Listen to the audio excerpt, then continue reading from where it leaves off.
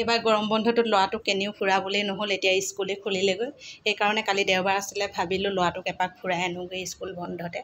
আৰু ল'ৰাটো এতিয়া পঢ়া শুনাত ব্যস্ত হ'ব লাগিব, হাফ ইয়াৰলি এক্সাম আহিব, সেইকাৰণে অলপ ফুৰাই আহোঁগৈ বুলি ভাবিলোঁ। পাপাকো যাবগৈ। আৰু কালি লৈ গ'লোঁ ল'ৰাটোক যোৰহাটতে এখন নতুন ৰিজৰ্ট বহিছে জলকুঁৱৰী বুলি, তালৈকে লৈ গ'লোঁ। আৰু আমাৰ যোৰহাটৰ পৰা গ'লে তিতাবৰ ৰাস্তাটোত 4-5 কিলোমিটাৰমান গ'লেই জলকুঁৱৰীলৈ যোৱা ৰাস্তাটো পায়, আৰু অলপ কেঁচা ৰাস্তাত সোমাব লাগে। উলিয়াবলৈ ইমান জটিল নহয়, সহজতে উলিয়াব পাৰে, বেছিকণ সোমাব নালাগে। একেবাৰে গাঁৱলীয়া পৰিৱেশ, মানুহৰ ঘৰো কম, তাত খেতি বাতি কৰিছে আৰু বাগানৰ মাজতে ৰিজৰ্টখন। বহুত সুন্দৰ পৰিৱেশ, নিজান পৰিৱেশ, বহুত ভাল লাগিলে মোৰ মানে ৰিজৰ্টখন।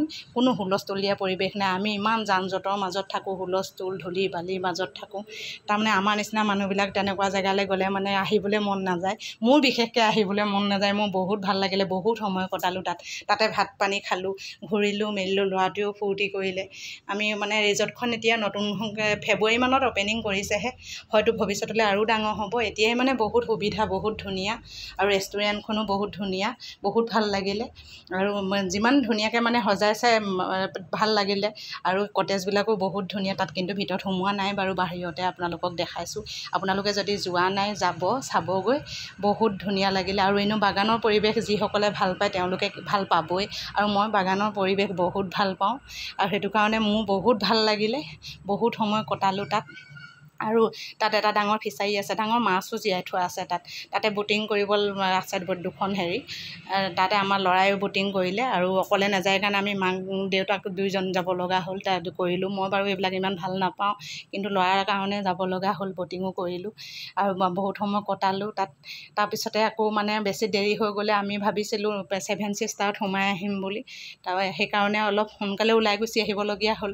7 ছিষ্টাৰলৈ গ'লোঁ, তাত আকৌ এইবাৰ হয়তো খোলাই নাই নেকি, গেটৰ সন্মুখভাগ দেখি পিনি এনে লাগিলে এইবাৰ যেন 7 ছিষ্টাৰ খোলাই নাই, বহুত জংঘল হৈ আছে।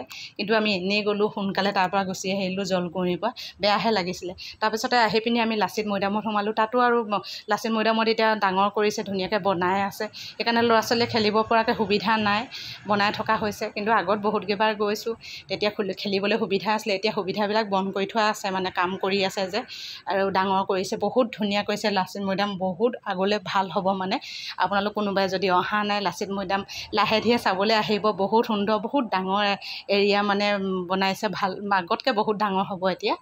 আৰু মূৰ্তিভাগো বহুত ডাঙৰ, ৰাস্তাৰ পৰা ধুনীয়াকৈ দেখি থাকি। তাত সেই লাচিত মৈদামতে সোমালোহি আৰু জলকুঁৱৰীৰ পৰা গুচি আহি।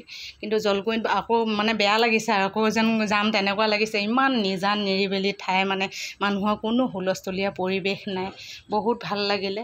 আৰু আমি একদম সম্পূৰ্ণকৈ ঘূৰিলোঁ, আৰু মানুহো ইমান বেছি নাছিলে, কিন্তু আহি গৈ আছে, তেনেকৈ নহাকৈও থকা নাই। নতুন ৰিজৰ্ট হয়, মানুহে ইমান গৰমো পোৱা নাই, কিন্তু আহি গৈ আছে বাৰু। কিন্তু একেবাৰে ভিৰ নহয়, সেইটো কাৰণে বেছি ভাল লাগিলে, বহুত ভাল লাগিলে। আপোনালোকে যদি যোৱা নাই কোনোবা, কিন্তু যাব আপোনালোক, চাব, তেতিয়া ক'ব আপোনালোকে কিমান ধুনীয়া।